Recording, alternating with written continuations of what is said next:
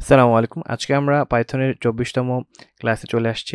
আজকে মূলত reverse method নিয়ে কথা বলবো। রিভার্স মেথডটা কি? আসলে by word we can understand. Reverse মানে একদম উল্টো। উল্টো থেকে কোনো কিছু একটা শুরু হবে। তো সহজ বিষয় হচ্ছে এখানে আমরা অ্যাজ ইউজুয়াল আগের মতোই কিছু অ্যারে নিয়েছি ভ্যালু হিসেবে ১০১ থেকে ১০৫ পর্যন্ত এবং এটার লেন্থ নিয়েছি। নেওয়ার পর ইনিশিয়াল একটা ভ্যালু হিসেবে আমরা ০ দিয়েছি এবং হোয়াইল লুপ নিয়েছি। জাস্ট আমরা আমাদের ভ্যারিয়েবলের ভেতর যে অ্যারেগুলো নিয়েছি এবং সেগুলো ভ্যালু দেখার জন্য মূলত এই হোয়াইল লুপটা নেওয়া। তো আমরা দেখতে পাচ্ছি যে ১০১ থেকে ১০৫ পর্যন্ত। এখন মূল বিষয় হচ্ছে যে আমাদের যে অরিজিনাল যে ভ্যারিয়েবল stু রোল এটার আমরা কি করব? এটার সাথে আমরা রিভার্স যেই মেথডটা সেটাকে ইনক্লুড করব। এই রিভার্স মেথডকে ইনক্লুড করলে কি হচ্ছে?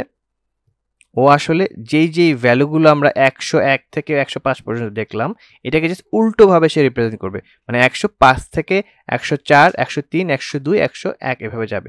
তো চলেন আমরা হোয়াইল লুপের মাধ্যমে করি। ইনিশিয়াল ভ্যালু হিসেবে আমরা ০ নিলাম, আর লেন্থটাও নিয়ে নিলাম। জাস্ট হোয়াইল লুপটা চালালাম।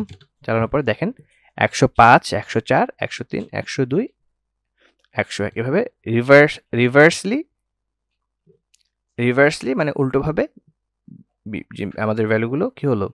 প্রেজেন্ট হলো। তো এইটাই মূলত রিভার্স মেথডের কাজ। তো আজকের মতো এই পর্যন্তই। ভালো থাকবেন। আসসালামু আলাইকুম।